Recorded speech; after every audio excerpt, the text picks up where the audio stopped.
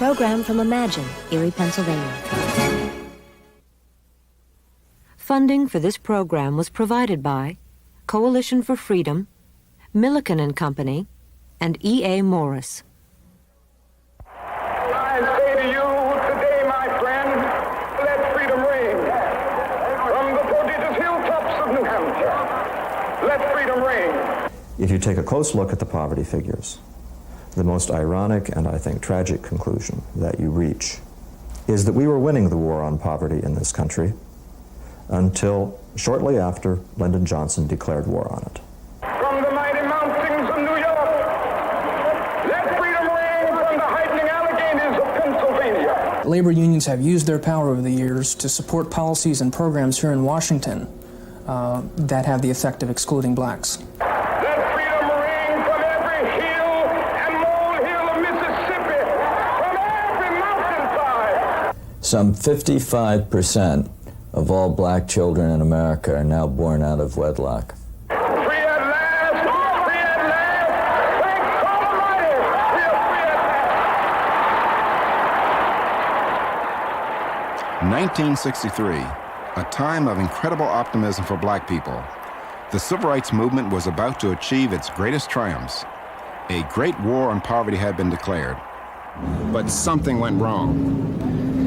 They say the road to hell is paved with good intentions. This might be that road. It's covered thick with good intentions. In the mid-1960s and throughout the 70s and early 80s, federal and state governments poured immense energy and well over $1 trillion into the task of relieving poverty and promoting equality. The result, a complete failure. For many blacks at the lower end of the economic spectrum, the future looks more hopeless today than it did 20 years ago. More black teenagers and young adults are unemployed. More black families depend on welfare. Fewer black children are getting a decent education. In some inner cities, more than 70% of black babies are born out of wedlock. More black youngsters commit crimes. More black people are victims of crimes. My name is Dr. Walter Williams, and I'm an economist. I have spent much of my life studying the causes of poverty. I broke out of the North Philadelphia ghetto nearly 30 years ago, and so did most of my friends. But today, fewer young blacks are escaping places like this. I want to spend the next 30 minutes exploring the reasons why. For believe it or not, to a considerable extent, the government is the culprit. It is the government with its hundreds of billions of dollars. It is the government with its thousands of programs. It is the government with its endless good intentions.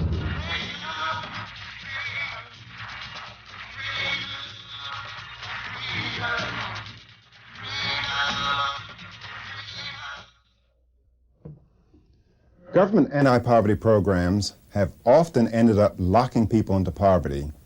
To see how, let's begin where everybody begins, in school. This is the first place I ever did that, Benjamin Franklin High School in North Philly. Franklin was mostly black when I was a student here in 1954. It has always had its problems financially and academically. But I got a solid education here, and so did my classmates. Most of my classmates read at or above grade level. They came to school, they did their homework, and they behaved. But as in most schools all over America, things at Franklin got worse in the 60s and 70s. Test scores plummeted. Many Franklin students do work far below high school level. More students get diplomas, but those diplomas are worth less. And discipline got so bad that at Franklin, as in most nearby schools, security guards patrol the hallways. In the early 1960s, the federal government was putting less than $1 billion a year into elementary and secondary education. Since 1964, federal spending on elementary secondary schools has gone up more than 900%. And during that very period, education has gone downhill by every conceivable objective measurement of real academic performance. The 1960s were a time of great hope for public education. Not only was federal money coming in, most black people believed that integration and the civil rights movement would put black parents in greater control of their children's education. It didn't work out that way. 20 years ago, more than half of every dollar spent on education went to classroom teachers. But today, the fastest growth area in education is administrators, researchers, consultants, people who often don't even set foot in a classroom, and who are now spending less than 40 cents out of every dollar on classroom teachers. There's a parasitic structure that has come into being that has nothing to do with the interaction between teacher and child in the classroom. Can we really blame government for the nationwide decline in education? Can't we blame the Vietnam War, or the turmoil of the 60s, or lingering discrimination? Unfortunately not. While public schools are falling apart, non-public schools are maintaining their standards. Schools like this one, Ivy Leaf of Philadelphia, just a few miles from Benjamin Franklin. Ivy Leaf spends far less in educating their children, yet 80% of their children score higher than the national norm on standardized reading and math tests. When my daughter was in the public schools, my husband and I felt that she was not being challenged enough. So we took her out and put her in Ivy Leaf, and we're very happy, and she's very happy, because not only is she making good grades, she also has self-confidence, and she's showing some leadership qualities. Within the last 2 years, the National Center for Neighborhood Enterprise has been working on a study trying to identify where the independent schools, especially those schools that catered primarily to minority students. We found a great number that were stable, successful in producing achieving students. Independent schools are doing a much better job than public schools on the average. Public schools are bad for black people today for the same reasons they were bad 30 years ago under segregation. Black parents did not control the public schools then, and black parents do not control the public schools today. Some people have been fighting to give parents that control. A few years ago here in Washington, D.C., proponents of the tuition tax credit bill worked hard to push forth this initiative, which would simply allow, in the city, poor parents to have freedom of choice for their kids to attend the school of their choice, whether it's a public or non-public school. They simply wanted to make sure that their kids got a quality education. Now, this tuition tax credit scheme is nothing more than a device through which the individual parent would receive a tax credit on their income tax by taking that money allowed by the public education system. Now, it was soundly defeated here in Washington, D.C., simply because the education establishment vehemently opposed it, because they did not want the inner city parents to have freedom of choice. Many of the politicians who got involved in this fight against tuition tax credits actually have their kids in non-public schools, in exclusive private schools, if you will. And it's an absolute tragedy. Tuition tax credits wouldn't provide a utopia, but they would give poor parents the power to choose a school like Ivy Leaf, rather than see their children condemned to a third-rate public school. As long as they have the best for their kids, they simply don't care about the others. So what happens to kids who leave third-rate public schools for the job market? They run into yet another government-imposed roadblock, the minimum wage. I used to work in a store like this. I didn't need a ladder back then either. I was 15 at the time, but I've been working since I was 10. As a shoeshine boy, dishwasher, fruit picker, and other odd jobs. But I wasn't the exception. My whole crowd worked. Back in those days, just about any kid who looked for a job could find one. Today, in ghettos like I grew up in, 70% of black children who look for jobs cannot find them. That's a shame, because a first job means much more than pocket change. It's a chance for a start, maybe in a store like this.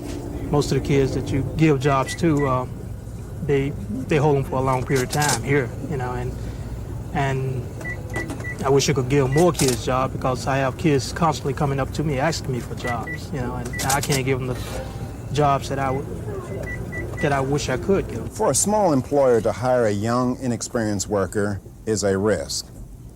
The grocer who hired me could afford that risk.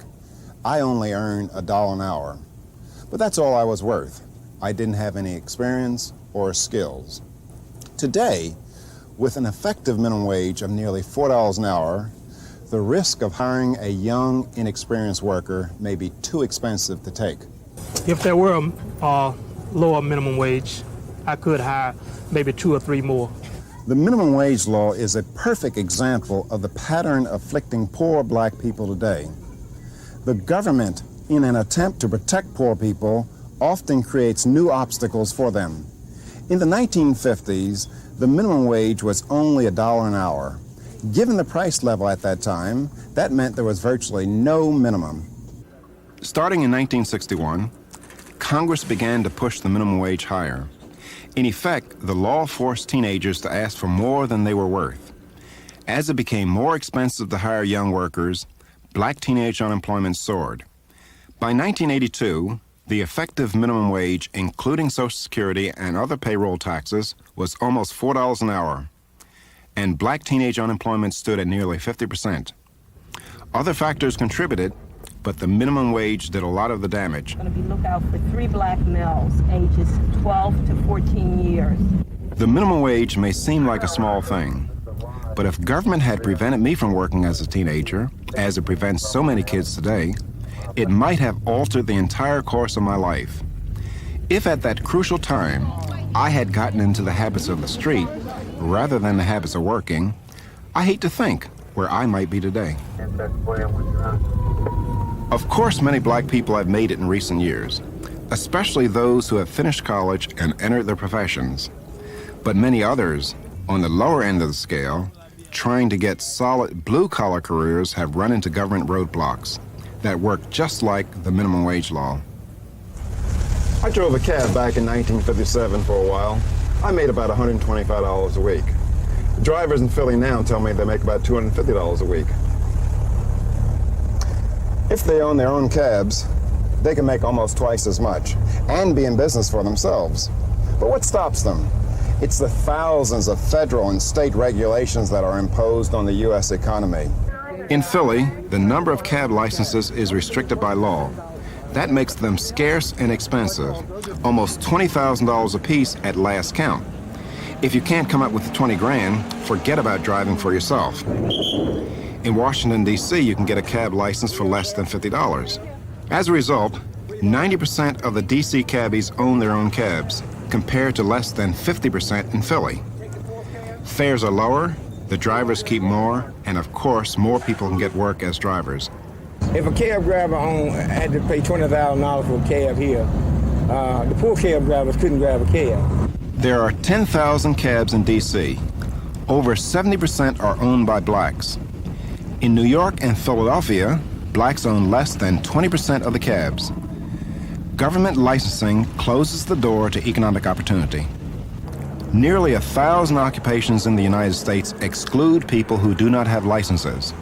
Sometimes the licenses cost money. Sometimes they require the applicant to pass complicated tests that have little to do with the job. Sometimes getting a license requires a friend in the business. All those licensing laws do just one thing: keep outsiders out. Those outsiders are often members of minority groups.